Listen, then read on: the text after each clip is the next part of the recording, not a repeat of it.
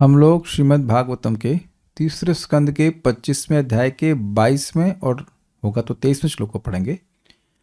हम लोगों ने अभी तक साधुओं के तटस्थ लक्षण को सुना था, उनके कार्य कैसे हैं। तितिक्षवा कारुणिका सुहृद सर्वदेही नाम अजात शत्रुवा शांता साधवा साधुभूषण।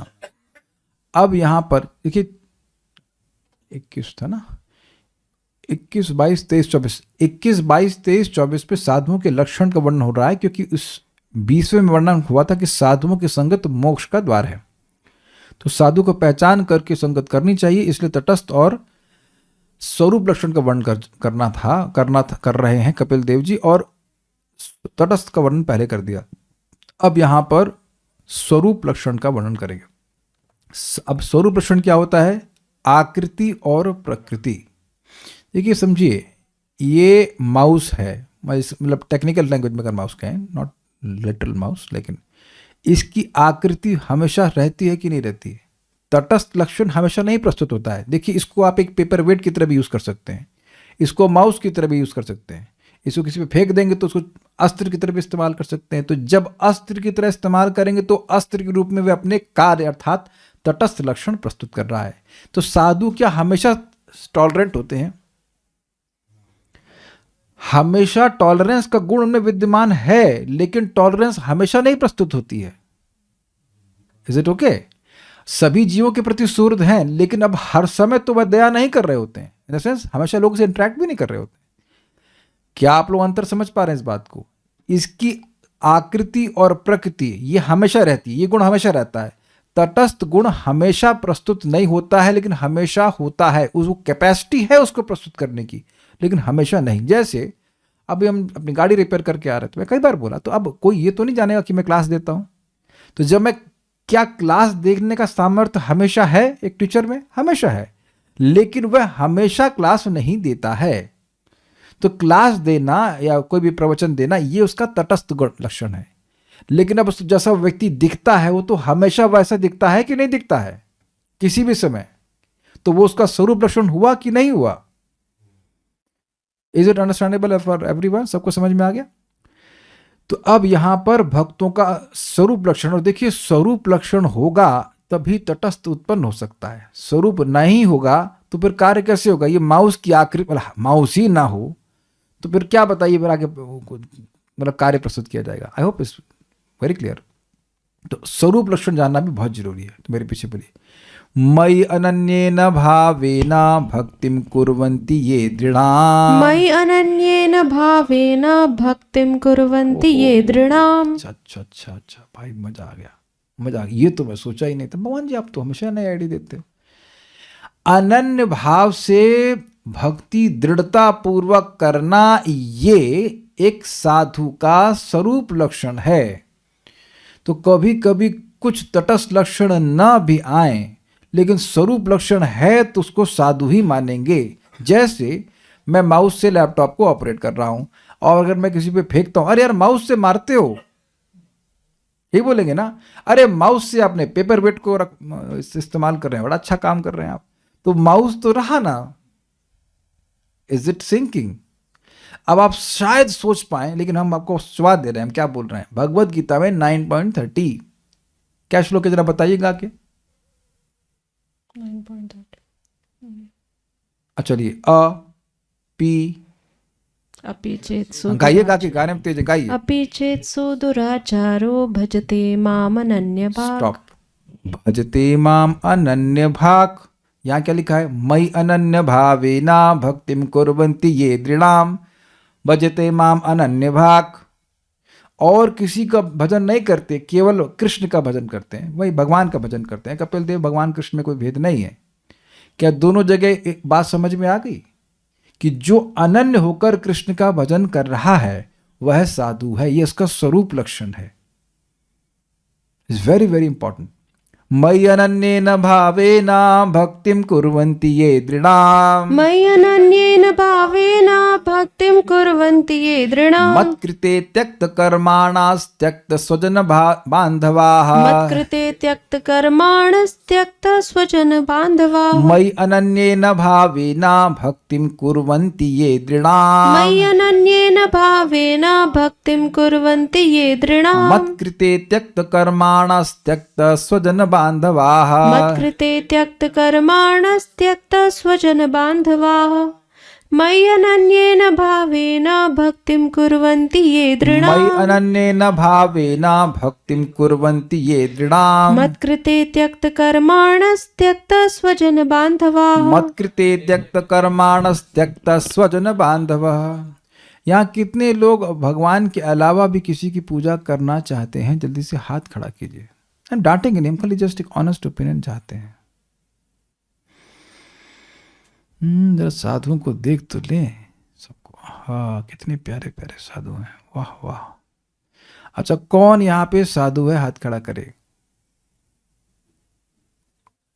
देखो कितने बेचारे, मतलब शर्मीले भक्त हैं। अभी बोला, देखो आप लोग, मैं केस करता हूं कि आप लोग साधु हैं, इसका खंडन कीजिए। कैसे करेंगे खंडन? चित्तरंजन प्रभु, आप साधु हैं कि नहीं है? दांत दिखाना शुरू है नहीं है। अब बड़े शर्म आ रही। साधुओं का स्वभाव है, बेचारे शर्मीले होते हैं। अगर गुण बोल दिया जाएगा, साधु को साधु बोलेंगे तो शर्म लगने लगती है। लेकिन हम लोग जनरली साधु मतलब ड्रेस से आइडेंटिफाई करते हैं, लेकिन जो भी अनन्य भाव से भजन कर रहा है वो सब है साधु या साध्वी, जैसे भी ग्रहण कर ले। जिसको ये समझ में आ गया भाई कृष्ण के अलावा हमारा कोई नहीं है, in the sense no one can protect me. भगवान, अरे इतना भी नहीं सोच रहे हमको भाई भगवान की भक्ति करना अच्छा लगता है, मैं और किसी की भक्ति करना अच्छा लगता है। सिंपल, इतना समझ में आ रहा है। हमको भगवान की भक्ति करना अच्छा लगता है, उनके बारे में सुनना अच्छा लगता है, बोलना अच्छा लगता है। जिसको ये अच्छा लग रहा है बस यही करना है, जिसको यही निर्णय हो गया कि हमें भगवान का ही भजन करना है, तो वो हो गया साधु। ये उसका स्वरूप लक्षण है, उसकी आकृति। दिखते कैसे है साधु? वो अनन्य भजन में लगा रहता है, ना अन्य अनन्य। अब ये तो आपने कई बार सुना होगा, टीका में समझाएंगे ये ना अन्य अनन्य का मतलब क्या हुआ। I was very astonished by that thing. अरे अनुवाद देख लेते हैं। ऐसा साधु अविचलित भाव से भगवान की कट्टर भक्ति करता है। अब आप लोगों को जरूर अभी तक इस संबंध में कोई न कोई विरोध आ ही गया होगा कि भाई इतना कट्टरता करने की क्या जरूरत है? भोजन बना रहे हैं तो अब स्नान करेंगे, या आरती करेंगे तो स्नान करेंगे, सुबह स्नान करेंगे, 2 बार स्नान करेंगे, ये वो। परम पूज्य राधा गोविंद महाराज बता रहे थे कि कहीं वो किसी जगह एयरपोर्ट पे रुके थे, तो कुछ समय के लिए तो फ्लाइट चेंज करनी होगी, तो वहाँ पे कोई व्यक्ति उनसे पूछा, आप इस्कॉन वाले हैं? कहते हैं हाँ। अच्छा, वही संस्था जहाँ आप लोग बहुत नहाते हैं? तो डिवोटीज आर फेमस। 2 बार तो मिनिमम, उसके बाद अधिक भी हो जाए तो कोई बड़ी बात नहीं। तो भक्त लोग बिल्कुल कट्टरता से भक्ति कर रहे, कुछ भी हो जाए चैंटिंग करना। एक माता जी हैं, तो वो अपने पति के संग लौट के आए, 1 बज गया रात में, कहीं गई होंगी किसी वजह से, और फिर सुबह 4 बजे उठ के चैंटिंग करना चालू कर दी। अब पति परेशान, अरे भाई 3 घंटा सो के तुम चैंटिंग कर, रुक जाओ। नहीं चैंटिंग करना दिन में कैसे करेंगे? आप ये देखेंगे कि आरोप लगता था हिंदुओं पर, हम जब छोटे थे आरोप लगता था कि हिंदू लोग कट्टर नहीं होते हैं। थोड़ा बहुत अगरबत्ती घुमा ली, कभी वंस इन अ वीक मंगल आरती चले गए, ठीक है, ऐसा कुछ नहीं। और ये मुसलमान लोग बड़ी कट्टरता से नमाज करते हैं, दे आर मतलब ऐसा एक्चुअली जेन्युइनली अप्रिशिएट करते हैं कि मुसलमान लोग अपने नियमों का पालन बड़ी कट्टरता से करते हैं। क्या हम गलत बोल रहे हैं? आपने सुना है, ठीक है। अब भी ओपिनियन आपका इस्कॉन के बारे में ऐसे ही है कि कट्टर नहीं है। अरे ऐसे भी भक्त हैं कि बुखार होगा तब भी मंगल आरती, तब भी सुबह चैंटिंग, ये सब कुछ है कि नहीं ना? कट्टरता क्यों रहती है? कट्टरता not in the sense of negative sense, यहाँ पे पॉजिटिव सेंस में बोला जा रहा है कि बिल्कुल दृढ़ होकर के भक्ति करते हैं कि भक्ति ही करना है। देखिए, ये एक बहुत बड़े हृदय के शुद्धिकरण को सूचित करता है। इस जगत में हर किसी को एक कुछ बोध, जैसे कहते हैं प्रयोजन बोध, हम जी क्यों रहे हैं। सबका अलग अलग प्रयोजन बोध है, जरूर नहीं कि वास्तविक हो, लेकिन हम इसलिए जी रहे हैं, हम उसलिए जी रहे हैं। समझ में आ रहा है मेरी बात? और जो प्रयोजन बोध होता है उसकी वजह से उसके कर्म फिक्स हो जाते हैं, दृढ़ हो जाते हैं। क्या ये भी समझ में आ रहा है? कुछ लोग दारू के प्रति इतने समर्पित होते हैं कि अब दिन में चाहे कुछ भी करें, 300 रुपये कमाएंगे, उसमें से 200 रुपये की दारू पी जाएंगे, बच्चा भूखा मरा, उससे मतलब नहीं। क्या हम गलत बोल रहे हैं? ये तो देखा गया है। तो उनका जीवन का प्रयोजन है कि शाम को हमको ताड़ी पीनी है, ताड़ी या what ever is available at them. ये सब देखा गया है कि नहीं? तो अब उसमें वो कट्टर होते जाते हैं, उनको गोल ऑफ लाइफ ये फिक्स हो गया, ये करना है। तो साधु का गोल ऑफ लाइफ क्या है? उनका गोल है कृष्ण को संतुष्ट करना। कट्टरता मतलब जिद, यस। फिक्सिडनेस, दृढ़ता। ये नहीं कि थोड़ी हवा बदली और साधु का मूड बदला या साधु का उपास्य बदला। भाई ये हम देखे एकदम मस्त। हम लोग प्रीचिंग करने गए थे यमुनानगर के पास में एक स्थान है सडोरा गांव में। तो वहां पर माताओं की मंडली हम लोग की आंखों के सामने, हम छत पे खड़े हैं, दो मंदिर पास में, एक शनिदेव का मंदिर है और पास में वहीं दुर्गा जी का मंदिर है। तो दुर्गा जी की आरती हो गई माताओं की मंडली के द्वारा, उसके बाद सारा अपना ढपली लेकर के शनिदेव के पास जा रही है। तो ये तो अनन्य नहीं हुआ, एकदम आंखों से देखा, मंडली बिल्कुल मंडली पर दुर्गा जी की सारी जितने सारे भजन थे वो गा दिए। फिर शनिदेव को संतुष्ट करना है, शनि जी के पास चल रही है, उसके बाद तो मंगलवार को हनुमान जी को, उसका यहाँ ऐसा करके कोई स्थिरता नहीं कि किसके पास किसका भजन करना है। हमारे एक मित्र हैं, मतलब मित्र का स्टूडेंट कह लीजिए, उनकी माँ पहले किसी गुरुजी के पास जा रही थी, 2-3 साल वहाँ पैसे बर्बाद किए उसके बाद अब दूसरे गुरुजी के पास जा रही हैं। ये कोई कुछ क्लियरिटी नहीं है लोग कि ये हृदय की अशुद्धि का लक्षण है। महाराज समझाते हैं, परम पूज्य राधा गोविंद महाराज, महात्मा मतलब उसका आत्मा यानी मन इतना महा यानी बड़ा हो गया कि उसे भगवान आ गए हैं। लैंग्वेज समझे? महाआत्मा मतलब इतना विशाल उसका मन हो गया है कि उसे भगवान आ गए, अर्थात उसको भगवान की महिमा समझ में आ रही है, इसीलिए वो कट्टर हो रहा है। अब एक और बात है, अविचलित भाव से भगवान की भक्ति करता है, मतलब विचलित होने के कारण होने पर भी अविचलित होता है। Is it okay?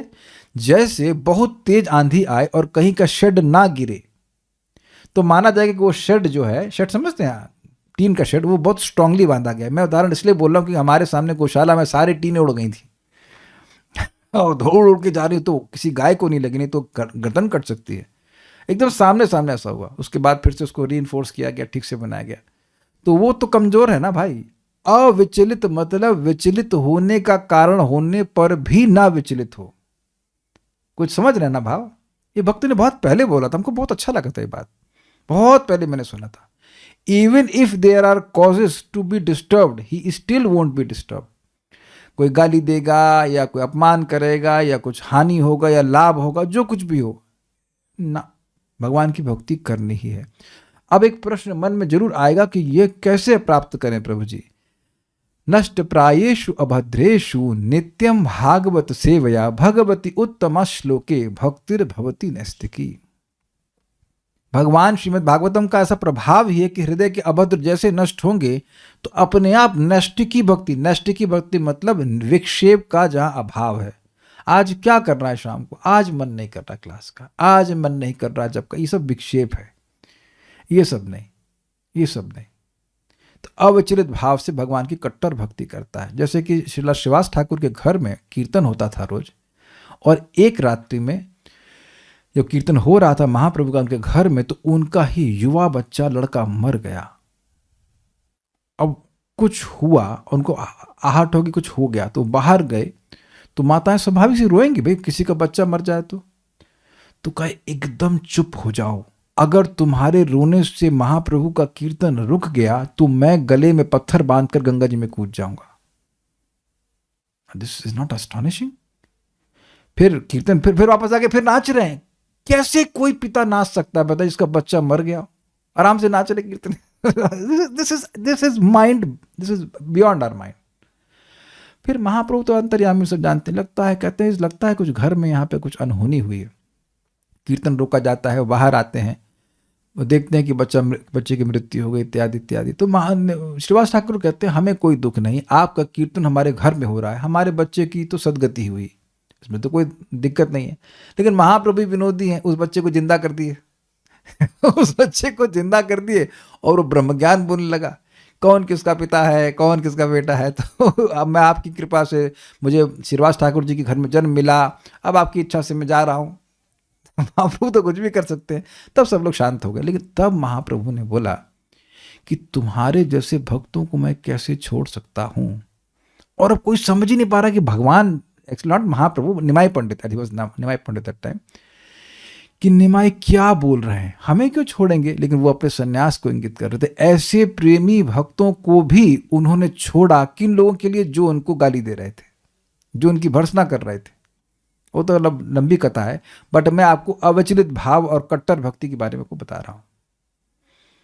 और ये केवल और केवल साधु संघ से होता है। अगर आप में से पता नहीं कितने लोग कृष्ण भक्ति कुछ कुछ करते थे इस्कॉन में आने से पहले, एनीवन हियर, जैसे लड्डू गोपाल रखा हो, दूध दूध पिलाता हो उनको, मिश्री खिलाता हो। एक नंदी देवी माता जी करते थे, तुंगभद्र माता जी करते थे। कोई दिक्कत थी परिवार वालों को? इस्कॉन में आने से पहले जो लोग कृष्ण भक्ति कर रहे थे, परिवार वालों को कोई दिक्कत थी? जरा जिसके परिवार वालों को आपकी भक्ति करने से दिक्कत थी, इस्कॉन में आने से पहले वो हाथ खड़ा करे। एक व्यक्ति, सबसे पहले आप हाथ नीचे कीजिए, हाथ जल्दी से नीचे कीजिए, दर्द करेगा, हाथ नीचे करो जल्दी से। हाँ, अब मेरा प्रश्न समझिए, इस्कॉन में आप नहीं आए थे और लड्डू गोपाल को भोग लगाते थे, तो किसकी मम्मी को दिक्कत थी? कोई दिक्कत थी?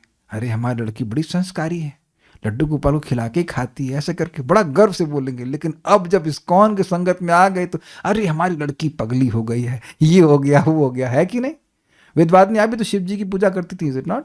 मम्मी को भी ऑब्जेक्शन करती थी एटलीस्ट। अब तो खैर नहीं कहते, अब तो मम्मी आपकी डिवोटी हो गई। उस टाइम जब भक्ति में आई थी तब बड़ा ऑब्जेक्शन। हम जब पूजा नहीं करते थे, 21 साल तक हमने कभी पूजा नहीं करी, तो मम्मी बोलती थी जाओ मंदिर जाओ मंदिर जाओ, और जब हम जाने लगे तो उनको दिक्कत कुछ ज़्यादा ही जा रहा है, पर not too much objection, but उनको थोड़ा सा दिक्कत हो रही थी। तो इस भक्तों की संगति में ऐसा आता है, जिनकी हृदय में ऐसी श्रद्धा है वो देते। मैं बार बार बोल रहा हूं भक्तों को कि भक्त लोग अपना अनुभव बोलते हैं, थ्योरी नहीं बोलते। भैया सुबह उठ के चैंटिंग करो, बड़ा मजा आएगा। तो वो मजा ले रहे हैं, आपको शेयर कर रहे हैं, बस ये उनकी कृपा है, दैट्स इट। अब करना नहीं करना आप पर है। हम तो आज बड़े प्रसन्न है भाई 1 मिनट तो पहले तो आता हूँ, कॉन्ग्रेचुलेशन करेंगे उन 127 लोगों में से जो आज, उनमें से 96 लोग आज आए सुबह 4 बजे जप करने के लिए। मैं तो उन्होंने कहा क्या ये डबल तो नहीं आ रहे हैं? सरप्राइज भाई, मान गए भाई माँ का दूध पिए हैं, सुबह उठ करके नाम उच्चारण करने आ गए भाई, मजा आ गया सही में, वाह वेरी गुड। और बाकी जो 25 लोग हैं वो भी आएंगे तो उनको और मजा आएगा। मतलब मजा आया। हम तो इतने लोग तो कभी 5:30 6 बजे 7 बजे नहीं आए उठ करके जितना सुबह। और उसका कारण क्या है कि अगर सुबह आए होंगे तो मजा आया होगा चैंटिंग में। मजा मतलब इजीली हुआ था, इजीली हुआ होगा। तो फिर आप मजा लेने के लिए आई, कौन रोक रहा है? कल सुबह के आप लोग के लिए बैन किया हुआ है। हम चाह रहे हैं कि भक्ति में टेस्ट मिल जाए। देखिए होता क्या है, साधुओं को, भक्तों को भगवान अंदर से प्रेरित करते हैं, उनको कुछ भक्ति का सुख देते हैं और वो सुख उनको खींच लेता है। मैंने भुवनेश्वर प्रभु को पूछा, प्रभु जी आप रोज ऐसे कैसे कर लेते हो? रोज चाहे कुछ भी हो, रोज मंगल आरती जाएंगे, रोज सेवा करेंगे, रोज चैंटिंग करेंगे, रोज रोज। तो ने सिंपल उत्तर दिया, अगर आपको कोई कुछ कार्य करने में अच्छा लग रहा है तो आप रोज करेंगे। सिंपल उत्तर। If you have taste for doing something you will do it every day. अब तो क्लियर हुआ ना, कट्टरता is not in the sense कि मैं करूंगा चाहिए, वो भी है, लेकिन बट जेन्युइनली भक्त के मन को भगवान खींचते हैं, इसलिए वो ऐसा कर पाता है। भगवान के लिए वह संसार के अन्य समस्त संबंधों यथा पारिवारिक संबंध तथा मैत्री का परित्याग कर देता। इसका क्या मतलब है? देखिए ऐसा नहीं है कि सभी भक्त अब घर ही छोड़ देंगे। अम्बरीश महाराज घर नहीं छोड़े थे, उनके बारे में भी श्लोक में आएगा, मतलब इस टीका में। अम्बरीश महाराज घर नहीं छोड़े थे, लेकिन ममता छोड़ दिए थे कि ये मेरी पत्नी है, ये मेरे बच्चे हैं, तो ये मैं इनको भोगूंगा, ऐसा कुछ नहीं। पत्नी बच्चे जो कुछ भी थे वो सब भगवान की सेवा में। उनको तो ये पूरा जगत ही स्वप्न जैसा लग रहा था। जरा विचार कीजिए इसके पर। आप और मैं स्वप्न देखते ही हैं, लेकिन स्वप्न से बाहर आने के बाद उनको कितना महत्व देते हैं। कितने लोगों ने सेलिब्रेट किया था कि ओ ये I was such a billionaire in my dream, मेरे कितने प्यारे प्यारे बच्चे थे स्वप्न में। हाँ भाई, कोई एनीवेयर। जितना हम अपने स्वप्न को महत्व देते हैं स्वप्न से बाहर आने के बाद, बस उतना समझ लीजिए वो जगत जागृत जीवन में वस्तुओं को महत्व दे रहे थे। सबको समझ में आ गया दृष्टांत? यही अरे क्या कुछ नहीं। और वो इस पे शिवजी बड़ा सुंदर बोलते हैं, उमा कहूं मैं अनुभव अपना, सत हरि भजन जगत सब सपना, सिया राम जय जय राम। बहुत अच्छा है, समझ गए। उमा कहूं मैं अनुभव अपना, हे उमा मैं अपना अनुभव कह रहा हूं कि सत हरि भजन शाश्वत वास्तविक है भगवान हरि का भजन, जगत सब सपना, बाकी सब कुछ सपना है। और इसी बात को परिषद महाराज 10.85 है, 0.2 जरा देखिए, उसमें लिखा हुआ है कि वास्तविक शब्द वही हैं जो भगवान के यश का वर्णन करते हैं। परम पूज्य सच्चिदानंद महाराज बात को समझा रहे थे, मे भी कोटेशन मेरा ऊपर नीचे हो जाए, लेकिन है शायद वही 10.85.2। जरा देखिए, real words are those words which glorify the supreme lord, real hands are those hands which serve the lord. ऐसे कुछ है नहीं तो ऊपर नीचे हो रहा होगा, मैं भूल रहा हूं, है तो दूसरा तीसरा श्लोक, लेकिन अब 83 था कि 85 हमको याद नहीं आ रहा। तो भक्तों के लिए इस प्रकार की आसक्ति छोड़ना आसान होता है, और इसमें भगवान की कथा भी सहायता करती है। तव विक्रीडितम कृष्णा नृणाम परम मंगलम, कर्ण पीयूषमास्वाद्य तजंती अन्न स्पृहाम जना। उद्धव जी कहते हैं कृष्ण को, हे कृष्ण आपकी लीला कथा इतनी मादक है, इतना मंगल करती है जीवों के लिए कि उसको कान से आस्वादन करने के द्वारा अब वो हर प्रकार की इच्छा को त्याग देता है, पत्नी बच्चे सब प्रकार की इच्छा को त्याग देता है, सब प्रकार की आसक्ति को त्याग देता है, मोक्ष की इच्छा को भी त्याग देता है, लेकिन कथा की इच्छा को नहीं त्याग पाता है। तो कथा ही सब कुछ कर देती है। एक भक्त हमको बोल रहे थे, आपने हमारी गृहस्थी खराब कर दी रिनंसिएशन के बारे में बोलकर। हमने कहा हमारी तो खराब नहीं हुई हमारी तो खराब होने, हमने कैसे खराब कर दी? हमने तो कभी नहीं बोला कि गृहस्थी छोड़ दो, ये कर दो वो कर दो। हम तो रह रहे हैं आराम से, कथा सुनते हम भी कथा करते। नॉट पॉइंट ये है कि वो व्यक्ति कथा में आसक्त नहीं थे, ये प्रॉब्लम है। अपनी पत्नी को बोले मी और कृष्णा, तो कौन सेलेक्ट करेगा? कृष्ण सेलेक्ट करेंगे, क्या कर सकते हैं? तुम भक्ति बाद में करो, तुम मेरी सेवा करनी। अरे भाई तुम कौन हो? एनीवेज, ये सिलेक्शन अगर कभी आए तो भगवान की भक्ति को चुनना चाहिए। ठीक है, घर भले ना छोड़ें, लेकिन याद रखना चाहिए कि हो सकता है कि ये मेरा, काफ़ी संभावना है कि मेरा आखिरी दिन हो और मेरे परिवार वाले कुछ भी नहीं कर पाएंगे। और बाय द वे 2 दिन के बाद या शायद 2 महीने के बाद मेरी शक्ल भी लोग याद रखने के लिए फोटो रखें सामने, अगर वो याद करना चाहें। This is the reality, you should remember. Does that make sense to devotees? एक बात। दूसरा बात, घर में कोई रिश्तेदार आते भी हैं तो हमको सुख कितना दिए हैं। अगर आप लोगों को ग्रेड करने के लिए दिया जाए 1 से 10 के स्केल पर, तो कितना पॉइंट देंगे आप भौतिकतावादी रिश्तेदारों को? चलिए कहेंगे पर 0 का ऑप्शन भी होना चाहिए इज इट नॉट? या -1? -1 इसलिए बोल रहा हूं कि अच्छे खासे बैठे तो वो दुखी करके और चले जाएंगे, है कि नहीं?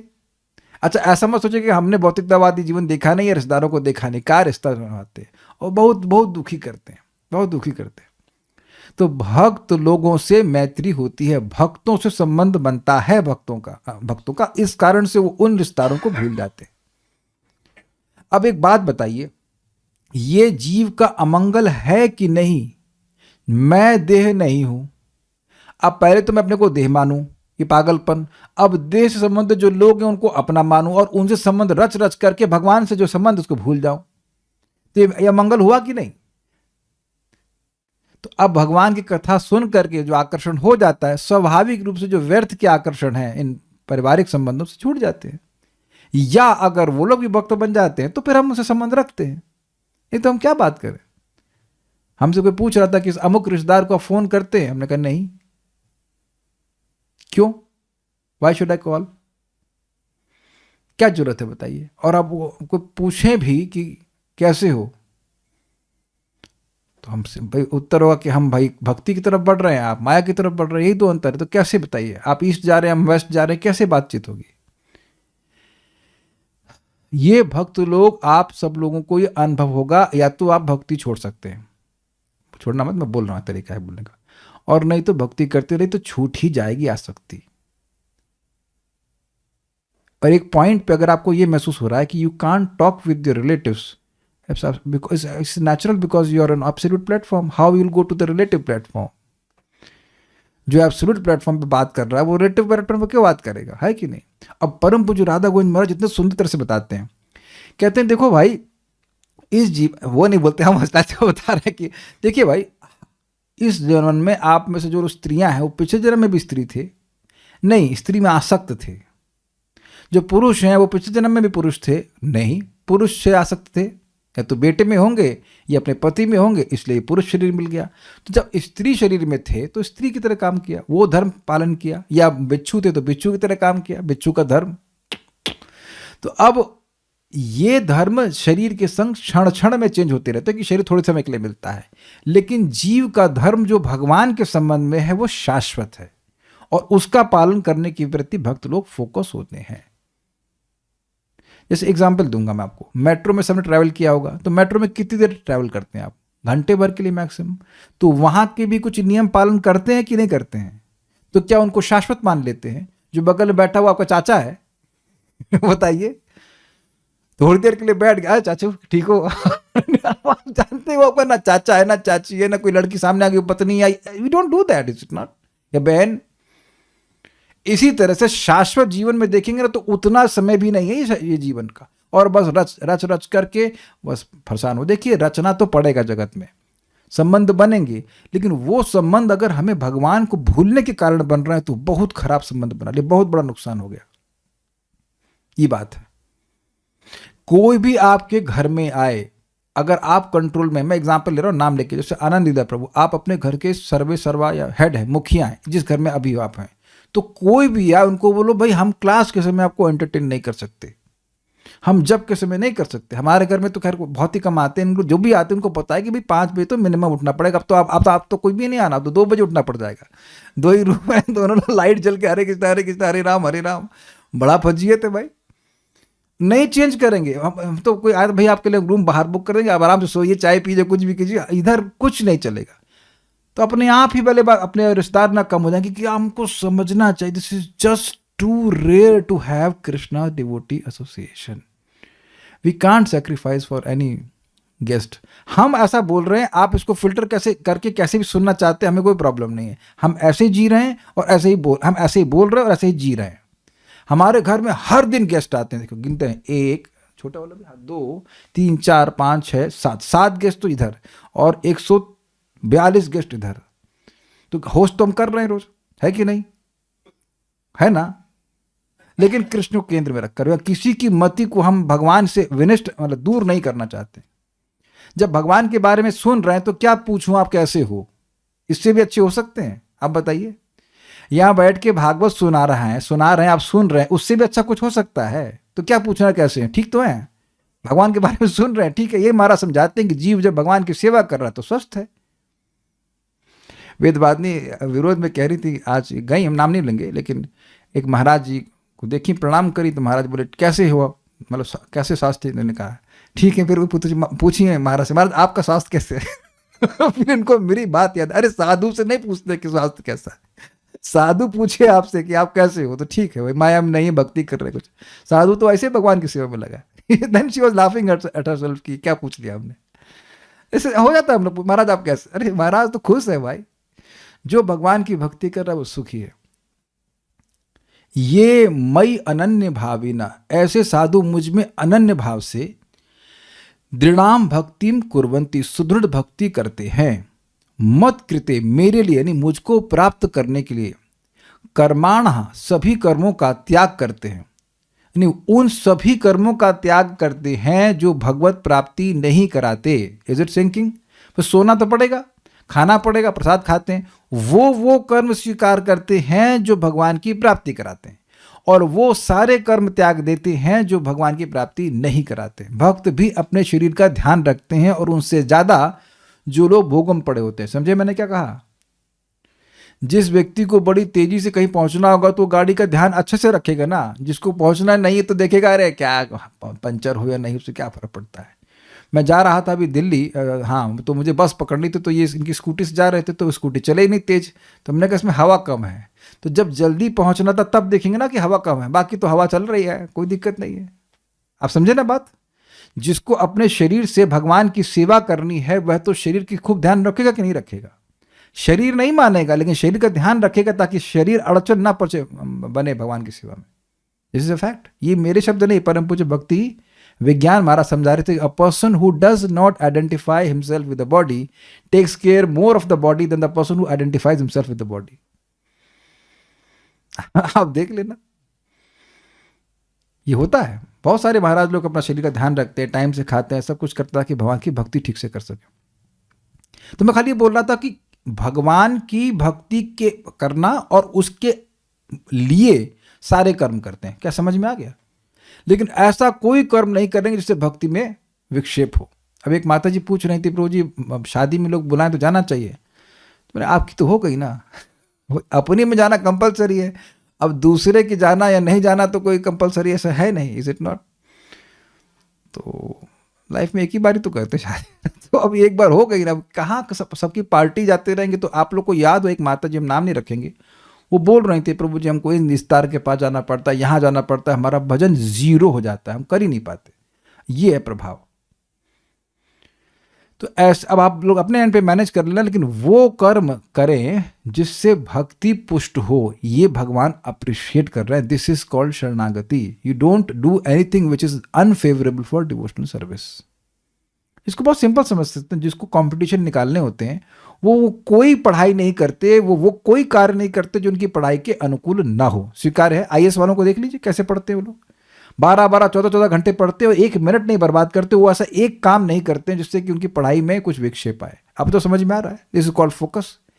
इसीलिए कह रहे हैं मत कृतः कर्माणा, मेरे लिए सभी कर्मों को त्याग करते हैं। कर्मों को देखिए, कर्म का त्याग तो जीव कभी कर ही नहीं सकता, क्योंकि एक क्षण के लिए भी बिना कर्म के जीव रह नहीं सकता। श्लोक क्या है गीता का? जात उत्तिष्ठत अकर्मकृत न ही कश्चित क्षणमपि जात उत्तिष्ठत अकर्मकृत। बिना कर्म किए तो कोई जीव रह ही नहीं सकता है। लेकिन उन सारे कर्मों को त्याग देना है जो आपकी भक्ति के लिए फेवरेबल नहीं, ये बात है, ठीक है।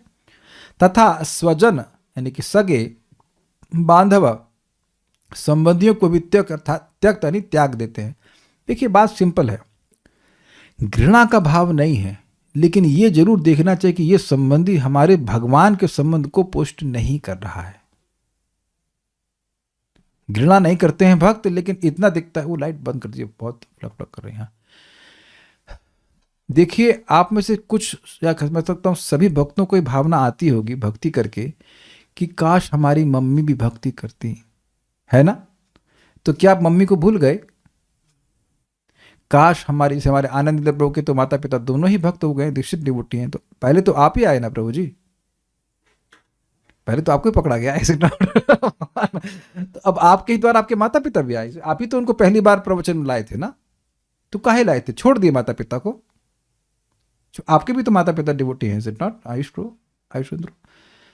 तो पहले तो आपको ही पकड़ा गया था, फिर आपकी दीदी को पकड़ा, फिर आप ही ने पकड़ा, और तो कोई नहीं पकड़ा ना। सो इस बात को आपको बहुत सूक्ष्मता से समझना पड़ेगा। ऐसा नहीं है कि रिश्तेदारों के प्रति क्या कह सकते हो, घृणा की भावना, क्योंकि सुहृद सर्वदेही नाम। जब सभी जीवों का सुहृद है तो रिश्तेदारों का भी सुहृद है। लेकिन अब कोई भक्ति करना ही ना चाहे तो अब वो आपको ड्रैग करे कि भाई हम हमारे साथ चलो, पिक्चर देखने चलो, तो ऐसे में फिर त्याग देंगे। क्या आप समझ गए? यहां पे घृणा नहीं बोला जा रहा है। जब कोई भक्त सभी को चाहता है भक्ति में लेके आए, तो माँ को, पिता को, चाचा को, ताई को नहीं लाना चाहेगा। शायद कभी ना कभी जप करते हुए मन में आया होगा, काश हमारे वो गिरे हुए चाचा थोड़ा सा जप कर ले, नहीं क्या हमारे गिरे हुए चाचा माला उठा लेते not never remember like this. कभी नहीं आता है, इज इट नॉट? तो ऐसा, लेकिन वो जो स्मरण है वो केवल संबंध के आधार पे नहीं है, वो इस आधार पर है कि वह भगवान की भक्ति करते तो उनका भी उद्धार हो जाता। तो उम्मीद है कि आप बैलेंस कर पा रहे होंगे कि वो किस तरह से भक्त की भावना होती है, क्योंकि आप लोगों की भी ऐसी भावना आती ही होगी, है कि नहीं? काश वो भी भक्त बनते, कहाँ अज्ञान पड़े, दुख में पड़े, काश भक्ति की होते। या तो ये तो जरूर आया होगा, अरे दादाजी बिना भक्ति के मर गए, हाय। आया कि नहीं आया? कभी ना कभी तो आया होगा किसी न किसी के बारे में। मेरे मौसा जी थे, सबसे युवा मौसा जी, बड़े अच्छे व्यक्ति थे, लेकिन उनको बता ही नहीं पाया, शरीर उनका पहले छूट गया। तब तो मैं भी भक्ति में नहीं था। हमारी मामी जी बहुत भागवत में रुचि रख रही हैं। अब हमने सुना था, मामा जी बता रहे थे 32 माला जप कर रही हैं, तो बड़ी प्रसन्नता होती है, बड़ी प्रसन्नता होती है। Not only because she is mami ji, but now she is taking a भक्ति।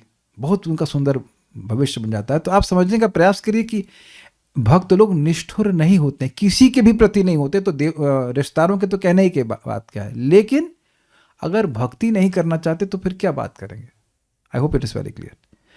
मई अनन्य न भाविना, मुझ में अनन्य भाव के द्वारा भक्ति कुर्वंती ये दृढ़ाम, वह लोग दृढ़ भाव से भक्ति करते हैं। मत कृते त्यक्त कर्मणाम, मुझको प्राप्त करने के लिए वे सारे कर्मों को त्याग देते हैं। मतलब वो सारे कर्म करते हैं जो भगवान की प्राप्ति के लिए, और स्वाभाविक सी बात है कि एक कर्म करेंगे तो एक कर्म छूट जाएगा, ये बात है। त्यक्त स्वजन बांधवा, जो स्वजन है, जो बांधव है, उनका त्याग करते हुए, उनके प्रति आसक्ति का त्याग करते हुए, ऐसे समझ लेना चाहिए। सारार्थ दर्शनी श्रीधर स्वामी जी की टीका नहीं है इसके ऊपर, बहुत सुंदर टीका है। भगवान अब साधुओं के स्वरूप लक्षण बता रहे हैं। स्वरूप लक्षण के बारे में मैंने आपको बता दिया, आकृति और प्रकृति। मई अर्थात जो एकाग्र चित्त से मुझ में दृढ़तर भक्ति स्थापित करते हैं। मई मतलब होता है मुझ में, तो भगवान में स्थापित करते हैं, मुझ में। अब देखिए, अनन्येना मतलब अन्य आदि शब्दों के सदृशार्थ ग्राहकत्व के कारण मेरे समान अर्थात मुझको छोड़ किसी ब्रह्मा रुद्र आदि को रुद्र आदि को आराध्य नहीं मानते हैं, या ये कह सकते हैं ब्रह्मा रुद्र आदि आराध्य जिनके नहीं, ऐसे साधु। उसका मतलब क्या है? एक मकान है और हमारा एक अन्य मकान भी है। मतलब जैसा ये मकान है ऐसा एक और भी मकान है। ये आपने शायद कभी नहीं सुना होगा, हमने आज तक कभी पढ़ा नहीं। अन्य शब्द जो है ये सदृशार्थ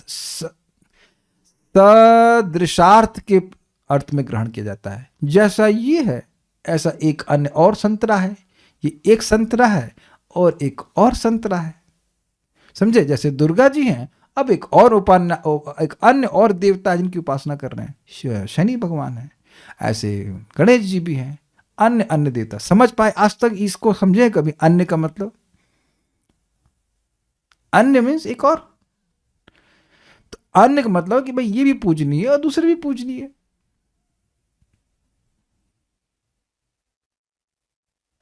हम थोड़ा खराब एग्जाम्पल लेंगे, जैसे पति है किसी पत्नी का और एक अन्य पुरुष भी है, मतलब जितना पति से प्रेम है और उतना दूसरे से भी प्रेम है। अब तो समझ में आ रहा है अन्य का मतलब? हमें क्षमा कीजिएगा लेकिन हमको समझाने के लिए बोलना पड़ रहा है।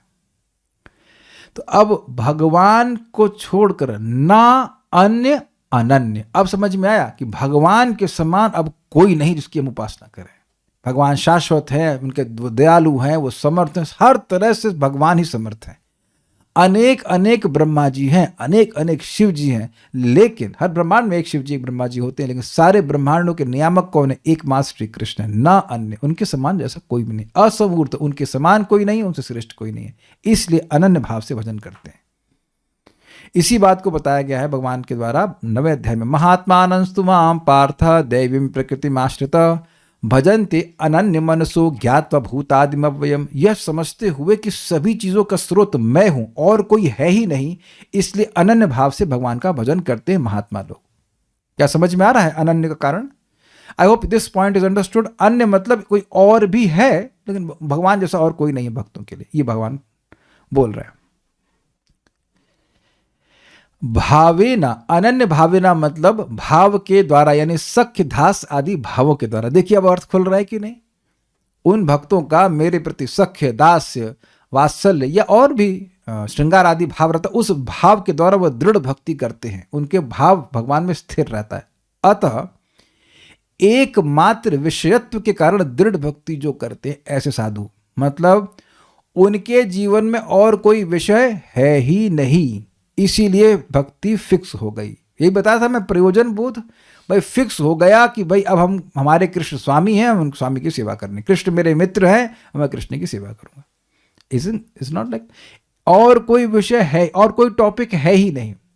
मैंने फिर पूछा था भुवनेश्वर प्रभु को कि प्रभु जी आप जब भी बात करते हैं कृष्ण के बारे में ही बात करते हैं, ऐसा कैसे? तो कहें किसके बारे में बात करूं? और very very simple answer, Who else should I talk about?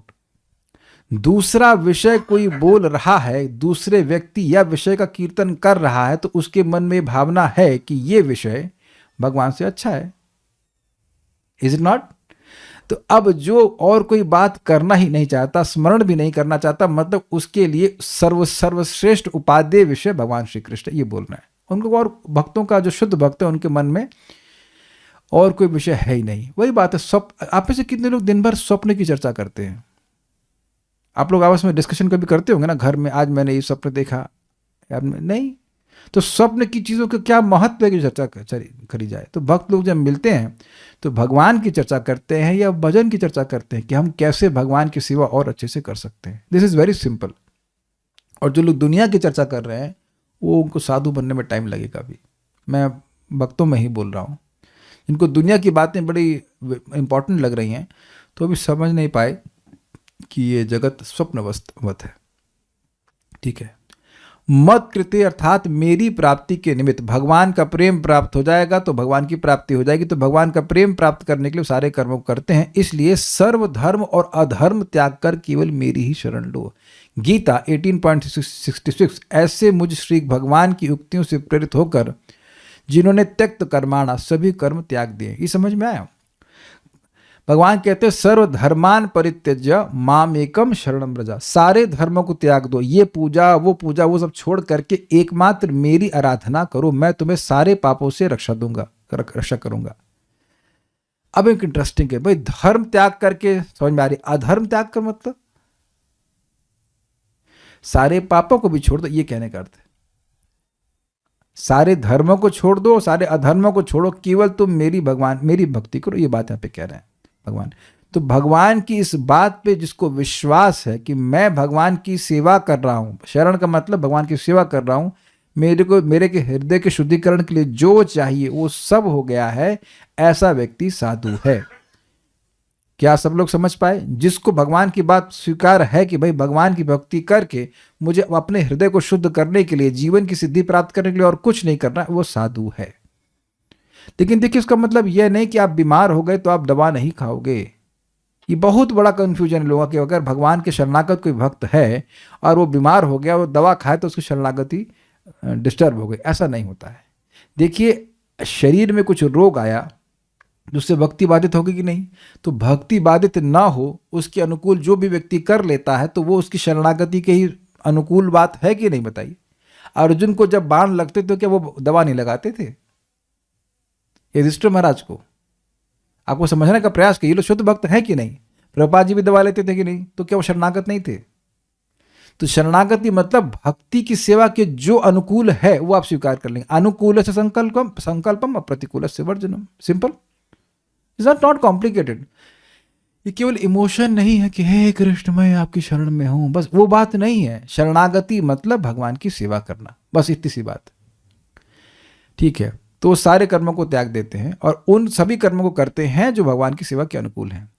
त्यक्त स्वजन बांधवा, जिन्होंने स्वजन और बंधु बांधव त्याग दिए। इसका मतलब क्या कि यदि स्वजन और बंधु बांधव भजन में अड़ंगा मार रहे हैं तब उनको त्याग दिए। नहीं तो हम देख रहे हैं दो बहनें यहाँ पे जब क्लास आती हैं, जब में भी आती, तो कहाँ त्याग दिया आपने? और मेरे ख्याल से दोनों माता जी को उनके चाचा जी लेके आए हैं। तो चाचा जी अगर आप लोग को त्याग दिए होते तो काहे भक्ति में लेके आते? I think you are getting the point. तो इसलिए त्यागने का मतलब है कि भाई जो अब भजन में हमारी सहायता नहीं कर रहा, उसकी आसक्ति की वजह से अगर हम भजन नहीं कर पा रहे हैं तो उस आसक्ति को त्याग दें। ये समझ में आ गया? स्वरूपता भी कभी कभी भक्तों ने त्याग दिया है, जैसे कि विभीषण ने रावण जी को त्याग दिया, रावण को त्याग दिया। लेकिन कभी कभी आसक्ति त्याग देने से काम चल जाता है। भाई भक्ति नहीं करने दे रहे हैं तो कोई बात नहीं, हम अपना भक्ति करेंगे, उनसे उनकी आसक्ति को त्याग देंगे। ये होता है कि देखिए क्या होता है। एक बार मैं एनटीपीसी में था तो मैंने अपने सीनियर को प्रभुपाद की कुछ छोटी बुक्स थी तो लिया और अगले दिन वापस करने आ गया। कहता कि मेरी पत्नी मना कर रही है। अब देखिए, पत्नी की आसक्ति से, डर से वो किताब नहीं पढ़ रहा। एक बार महाराज बता रहे थे कि व्यक्ति बिहार में कहीं सेंटर खुला तो पहले आता था फिर नहीं आता था। तो महाराज बोले क्यों नहीं आते? हमारी पत्नी हमसे वचन धरवा ली है कि इस सेंटर में नहीं जाना है। तो अब देखिए, उस आसक्ति की वजह से सेंटर में आना बंद कर दिए। तो फिर एक और सेंटर खुल गया तो महाराज बोले अच्छा यहाँ का वचन तो नहीं दिलवाई है ना? कहते यहाँ का नहीं दिलवाई थी, तो यहाँ पे आने शुरू कर दिए। तो आप देख रहे कि उस पत्नी की आसक्ति की वजह से वो अपना भजन या भक्तों की संगत को छोड़ रहे थे। ऐसा नहीं करना चाहिए। श्रीमद् भागवत 9.4.65 में उद्धृत श्लोक में श्री भगवान दुर्वासा से बोले, बड़ा सुंदर श्लोक है, मेरे पीछे बोलिएगा। ये दारगार पुत्राप्त प्राणान्वित मिमं परम, ये दारगार पुत्राप्त प्राणन् वित्तम् इमं परम् हित्वा माम शरणं याताः कथं तांस्त्यक्तुमुत्सहे। हित्वा मां शरणं यातः कथं तान् त्यक्तुमुत्सहे। क्योंकि शुद्ध भक्तगण इस जीवन में या अगले जीवन में किसी भौतिक उन्नति की इच्छा से रहित होकर अपने घर, पत्नियों, बच्चों, संबंधियों, धन और यहाँ तक कि अपने जीवन का भी परित्याग मात्र मेरी सेवा करने के लिए करते हैं, तो मैं ऐसे भक्तों को कभी भी किस तरह छोड़ सकता हूँ। शब्द यहाँ पे है ताम्स त्यक्तुम उत्साहे, मैं ऐसे भक्तों को त्यागने का उत्साह कैसे कर सकता हूँ। दुर्वासा जी, मैं आपके लिए कैसे अम्बरीश महाराज को छोड़ दूँ। लेकिन एक मेरा प्रश्न है आप लोगों से कि अम्बरीश महाराज के प्रति जब दुर्वासा जी ने अपराध किया था तो क्या वो गृहस्थी में थे कि नहीं? सब जानते हैं गृहस्थी में थे, पत्नी थी, बच्चे थे, सारा कुछ था।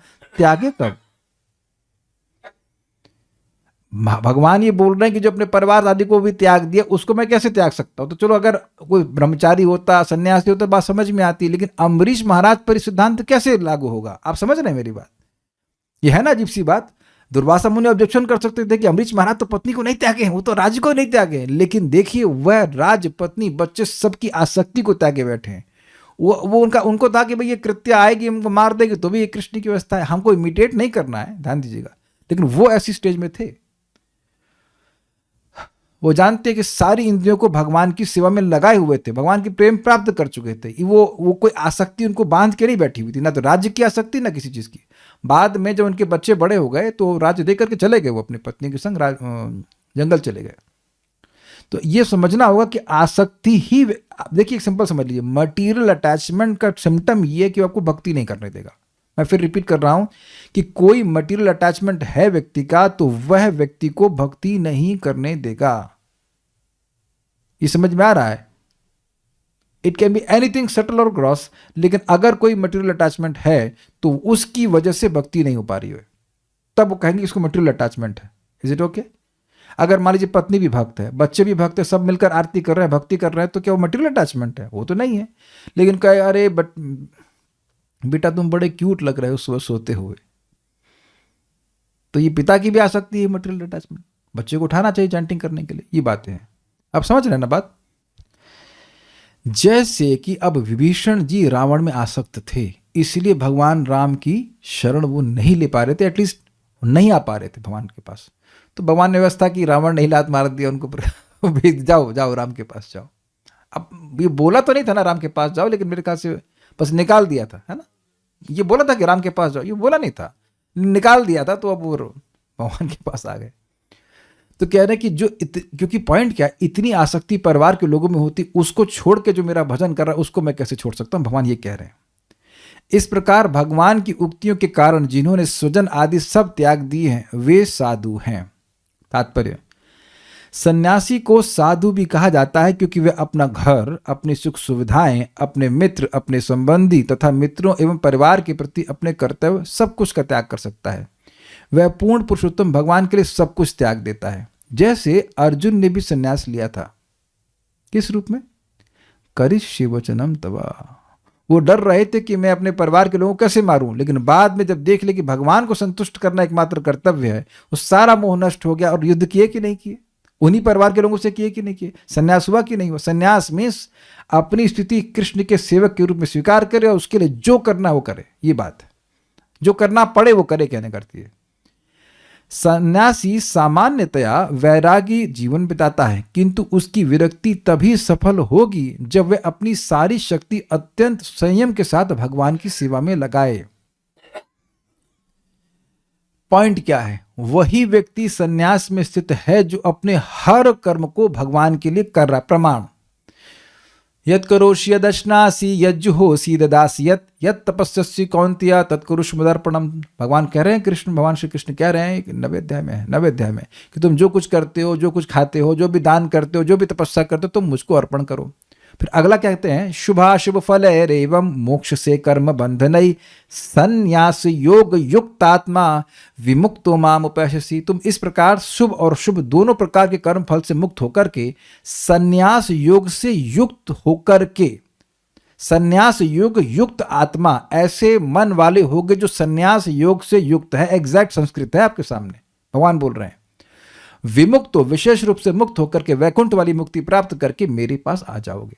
तो सन्यास का एग्जैक्ट जो पर्पस है वो है कि मन, वाणी और कर्म से भगवान में फोकस करना, बस भगवान में लगे रहना। और जो भी ऐसा कर रहा है वो सन्यास में। इसीलिए प्रभात कह रहे हैं कि सन्यास ले लिया और कुछ नहीं कर रहा है भगवान की सेवा के लिए, तो वह सन्यासी नहीं है। ज्ञेय स नित्य सन्यासी यो न द्वेष्टि न कांक्षति। श्लोक ढूंढ सकता है कोई? ज्ञेय स नित्य सन्यासी नो द्वेष्टि न कांक्षति निर्द्वंदो ही महाबाहो सुखम बंधात प्रमुच्यते। जहां तक मुझे याद आ रहा है ये श्लोक है कि न तो वह किसी वस्तु कार्य से द्वेष करता है और न किसी कार्य के प्रति आसक्त होता है, बस वो भगवान की सेवा के प्रति आसक्त होता है। ऐसे व्यक्ति को नित्य सन्यासी जानना चाहिए। 5.3 इज इट नॉट? ज्ञेय स नित्य, नित्य रूप से उसको सन्यासी जानो जो कि निर्द्वंद रहता है। उसको मन में कोई डाउट नहीं रहता कि कृष्ण की सेवा करनी है कि नहीं करनी। उम्मीद है कि बात सबको समझ में आ रही है। And that's how you are getting trained. We are all getting trained to be proper sannyasis no matter where we are. किसी भी आश्रम में हो, व्यक्ति का मन, व्यक्ति की इंद्रियां भगवान में लगी हैं तो क्या है? सन्यास आश्रम में ही है। इतनी बात समझ लेनी चाहिए। यद्यपि जो सन्यास लिए हैं उनका तो हम सम्मान करते ही हैं, लेकिन आप और मैं भी सन्यास ले सकते हैं और लेना चाहिए भी। मतलब केवल भगवान की सेवा करनी है या भगवान की सेवा के निमित्त कार्य करना है। अतः यहां पर कहा गया है भक्तिम कुर्वन्ति ये दृढ़ाम। जो व्यक्ति गंभीरता पूर्वक भगवान की सेवा में लगा रहता है और सन्यास आश्रम में रहता है वह साधु है। समझ में आ गया? सन्यास आश्रम मतलब वह आश्रम जिसमें भगवत सेवा ही केंद्र में है। साधु वह है जिसने एकमात्र भगवान की सेवा के लिए समाज, परिवार तथा सांसारिक मानवतावाद को तिलांजलि दे दी है। मतलब भैया इससे हमारा कोई मतलब नहीं है, हमारा मतलब है भगवान की सेवा के लिए। ये बात, मनुष्य जैसे ही संसार में जन्म लेता है उसे जनता के प्रति, देवों के प्रति, ऋषियों के प्रति, अपने माता पिता के प्रति, पूर्वजों तथा अन्य लोगों के प्रति अनेक प्रकार की जिम्मेदारियां घेर लेती हैं। उनका कर्जदार बन जाता है।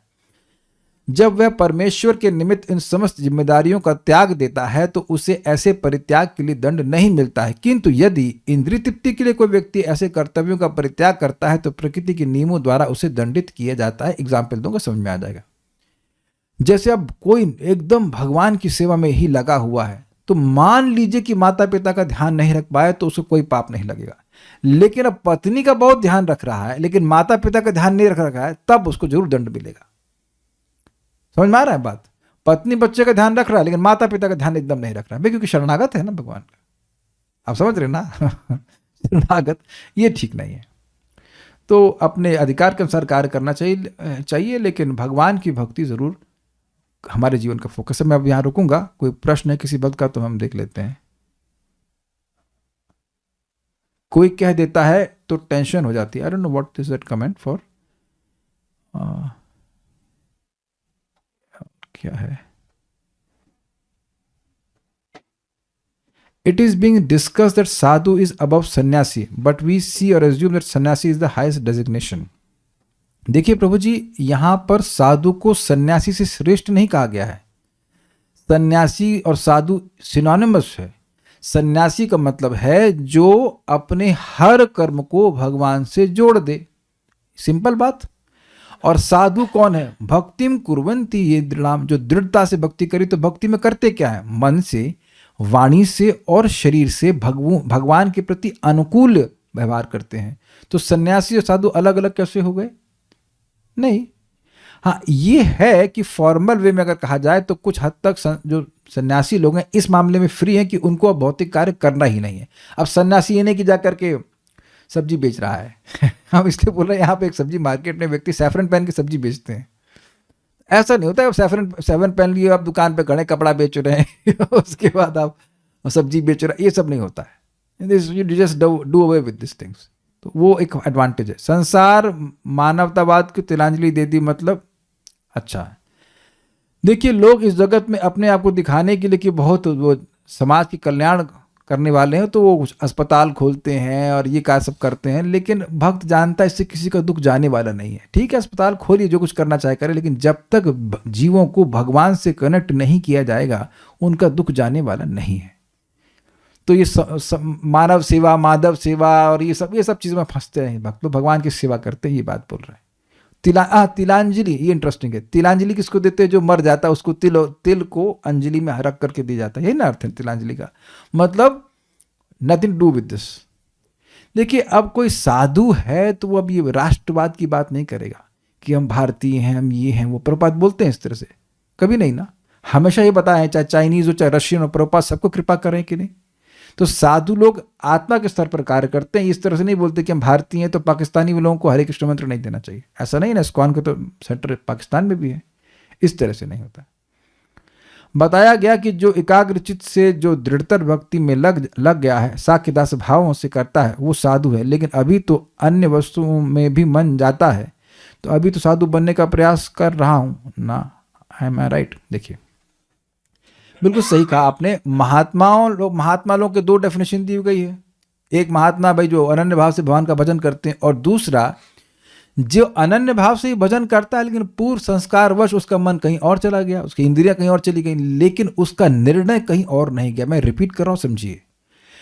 एक साधु का निर्णय है कि मैं भगवान की भक्ति प्राप्त करने के लिए भक्ति कर रहा हूं। निर्णय समझते हैं? डिसीजन। अब पूर्व के संस्कारवश वो कहीं गलत हो गया, लेकिन उसका निर्णय गलत नहीं होता है। वो यही बोलेगा कि मैंने गलत काम किया, ये चीज़ ये नहीं बोलेगा कि मैंने ठीक काम किया। और भगवान से प्रार्थना करेगा कि भगवान मेरे को ठीक कर दे। और एक और भी उसका दृढ़ भाव होता है कि मैं चाहे नरक चला जाऊं मेरे अपराध की वजह से, लेकिन मैं भगवान की भक्ति करना नहीं छोड़ूंगा, मैं जप करना नहीं छोड़ूंगा।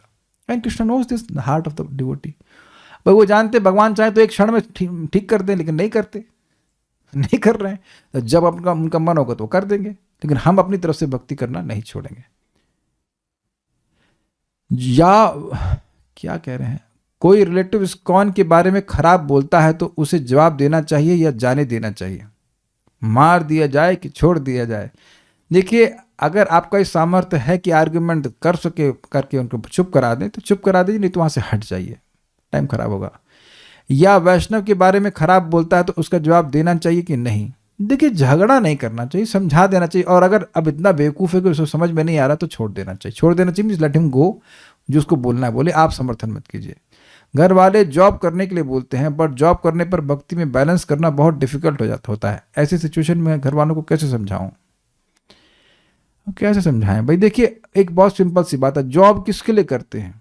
नौकरी। अगर आपको पैसे की कोई जरूरत है, अब पैसे की जरूरत नहीं तब भी जॉब करना होता है। ये केवल दिखाने के लिए कि बहू हमारी जॉब करती है। अरे कोई पूछेगा कि हमारी बहू क्या करते हैं तो क्या मुंह दिखाएंगे? पहले के ज़माने में बहू अगर जॉब करती तो खराब मानते।